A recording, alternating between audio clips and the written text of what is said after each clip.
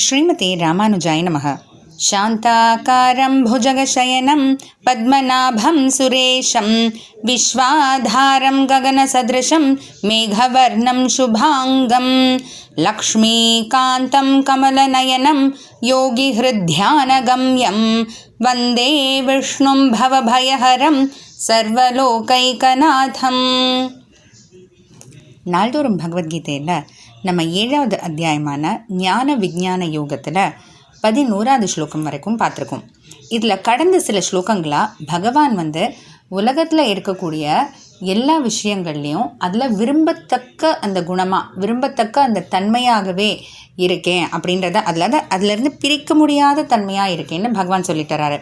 நெருப்பு அப்படின்னா அந்த சுடுற அந்த தன்மை, அதே போல் சந்திரனோ சூரியனோ எடுத்தால் அந்த ஒளின்ற அந்த தன்மை, இது போலெல்லாம். இப்போது 12வது ஸ்லோகத்தில் பகவான் என்ன சொல்கிறாரு அப்படின்னா, வெறும் அந்த விரும்பத்தக்க தன்மையாக மட்டும் இல்லை, எல்லாமே என்கிட்ட இருந்தால் வருது, எல்லாமே என்கிட்ட தான் இருக்குன்றத பகவான் ரொம்ப விரிவாக சொல்கிறாரு. பார்க்கலாம். ஏ சைவ சாத்விகா பாவாஹ ராஜசாஸ்தாமசாஷ்சயே மத்த ஏவேதி தான் வித்தி நத்வஹம் தேஷு தே மயி. ஏச்ச யார் யாருடைய சாத்விகா பாவாக சத்வகுணம் இருக்குமோ, இல்லை சத்வகுணம் இருக்கக்கூடிய பொருட்களோ, அதே போல் ஏ ராஜசாகா தாமசாகா ராஜசகுணம் தாமசகுணம் கொண்ட பொருட்கள், அந்த பொருட்களை விரும்புகிறவங்க தான் அவங்க எல்லாரும், அது எல்லாமே மத்த ஏவ என்னிடத்துலேருந்தே உருவானது இத்தி வித்தி இப்படின்னு நீ தெரிஞ்சுக்கோன்னு பகவான் சொல்கிறாரு. அதாவது இப்போது உலகத்தில் இருக்கக்கூடிய எல்லா விலங்குகள், மனிதர்கள், ஏன் பொருட்கள் கூட எடுத்துக்கிட்டால் எல்லாத்துலேயுமே 3 குணங்கள் இருக்குது அப்படின்றத நம்ம பல முறை இதுக்கு முன்னாடியே பார்த்தோம். சத்வகுணம், ரஜோகுணம், தமோகுணம்னு. இப்போது ஒரு தடவை சும்மா நம்ம நினைவுபடுத்திக்கிறதுக்காக சத்வகுணம்னா என்ன, ரஜோகுணம்னா என்ன, தமோகுணம்னா என்னன்னு பார்க்கலாம். அதாவது சத்வகுணமுக்கு உண்டான தன்மைகள்னு பார்த்திங்கன்னா நல்ல தெளிவு இருக்கும், அறிவு, திருப்தின்ற அந்த ஒரு தன்மை இருக்கும், சந்தோஷப்படுவாங்க, ஆனந்தம் இருக்கும், நேர்மை இருக்கும், அதே போல் நல்ல புத்தி கூர்மையும் இருக்கும். இதெல்லாம் நிறைய இருந்துச்சு அப்படின்னா அவங்களுக்கு சத்துவகுணம் அதிகமாக இருக்குன்னு சொல்லலாம். யார்கிட்டையுமே ஒரு குணம் தான் இல்லை, எல்லார்கிட்டையுமே 3ம் கலந்து தான் இருக்கும். ஆனால் அந்த கலவையில் எது அதிகமாக இருக்குன்றதை பொறுத்து அவங்க நடந்துக்கிற விதம்லாம் மாறும்.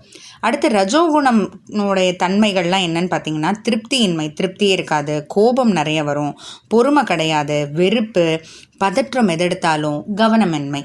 அடுத்து தமோகுணத்தினுடைய தன்மைகள் பார்த்திங்கன்னா தெளிவே இருக்காது, எப்போதும் ஒரு மயக்கத்திலேயே, தூக்கணும் போலேயே இருக்கும், சோம்பல், அப்புறம் கவனமின்மை, எதை எடுத்தாலும் அப்புறமா செஞ்சுக்கலாம் அப்படின்ற அந்த ஒரு சோம்பலும் இருக்கும்.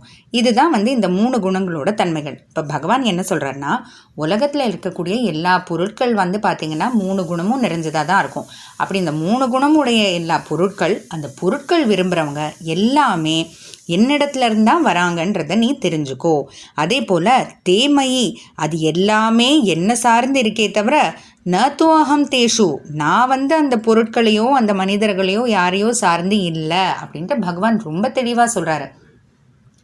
இதை ஏன் திரும்ப அழுத்தமாக பகவான் சொல்கிறாரு அப்படின்னா, நம்ம நினச்சிடக்கூடாது இல்லையா, இப்போ எப்படி, அதாவது பொருட்கள்னால பகவான், பகவானால் பொருட்கள், இந்த உலகம் அப்படின்றது கிடையவே கிடையாது. அதைத்தான் பகவான் இங்கே ரொம்ப தெளிவாக சொல்கிறாரு.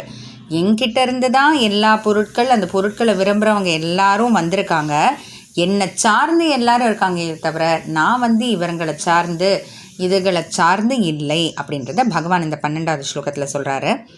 தொடர்ந்து பார்க்கலாம். ஜெய் ஸ்ரீ கிருஷ்ணா.